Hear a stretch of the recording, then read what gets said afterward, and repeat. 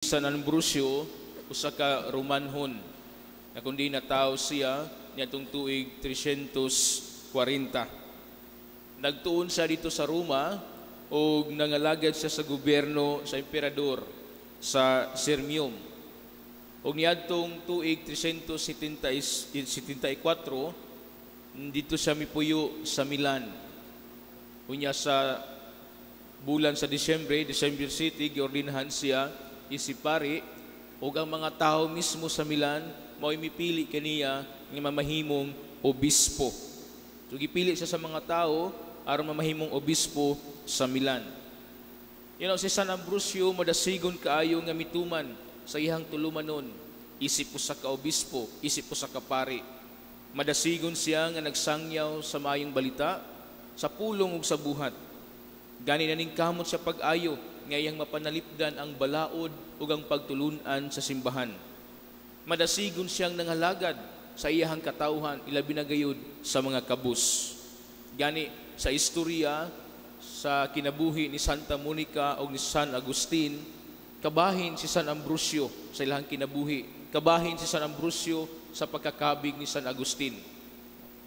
Si San Ambrosio nahimong spiritual director ni Santa Monica. Ug tungod ni San Ambrosio, si San Agustin nabag-o, nakabig ngadto sa pagkakatoliko ug nahimo sa obispo si San Agustin. Mingon si San Agustin, nahimo siyang katoliko, na-convert sa pagkakatoliko dili tungod kay mao kini mga pagtulunan sa simbahan kundi dili nakabig siya tungod sa kaayo, tungod sa kamanggihatagon ni San Ambrosio. Ingon ani ang gipakita ni San Ambrosio sa dinhi pa sa kalibutan. Iyang gipuy-an ang unsa man ang gitudlo sa Dios ug nahimo siyang instrumento sa kaayo ug gugma sa Ginoo ngadto sa iyang isig katawo, ngadto sa iyang katawhan, ngadto sa simbahan. Now makaigsunan ko ni Kristo, kini angay usab nato nga pamalandungan diha sa tag sa kakinabuhi. Kini angay natong batunan nga himuong panig-ingnan si San Ambrosio sa tuang kinabuhi isip mga Kristiyanos. Human mahimulag ang tawo sa Ginoo, human siya nahilayo sa kiliran sa Ginoo, gumikan sa sala, ang Ginoo wala muhunong paghatag og grasya sa tawo. Ang Ginoo kanunay nga nag-amuma sa tao bisan tuod layo ng tao kaniya apan kanunay siyang nagpadagayday siyang panalangin ug grasya. Naghatag sa kusog, naghatag sa kaahlam, naghatag sa kahibalo sa tawo. Busa mga igsoon sama kang San Ambrosio, angay usab unta kitang magmanggihatagon.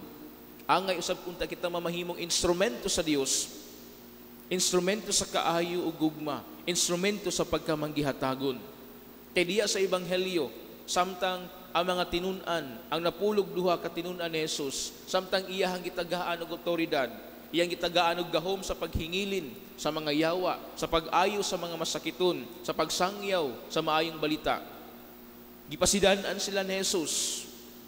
Diya sa pag-ingon, nakadawat kamo nga walay bayad, busa panghatag kamo sa walay pagpangayog bayad. Nganuman, mga igsuon, atong pamalandungan o atuang dawaton nga we own nothing in this world except our sins. We own nothing in this world except our sins. Ang tanan nga naa kanato nga mga maayo, ang atong kusog, ang atong kaalam, gikan kana sa Dios. Ang mga grasya nga atong nadawat matag adlaw, gikan sa Dios. Busa angay usab nga kita magmanggihatagon. Angay usab nga atong pagapuy-an ang mga pagtulunan sa Dios ngayang gihatag o gibilin dinhi sa kalibutan. Sama kang San Ambrosio, nagmadasigon siya sa pagtuman sa kasuguan sa Ginoo. Nagmadasigon siya sa pagpangalagad sa katawhan sa wala pagpangayo ug bayad. Busa maningkamot usab kita makaigsunan ko ni Kristo o pangayo nato ang tabang o pangalian ni San Ambrosio nga diha sa atong pagkinabuhi isip mga Kristiyanos, isip mga binunyagan nakaamgo sa bunta kita nga ang Dios kanunay naghatag kanato og mga grasya nga wala niya pabayri.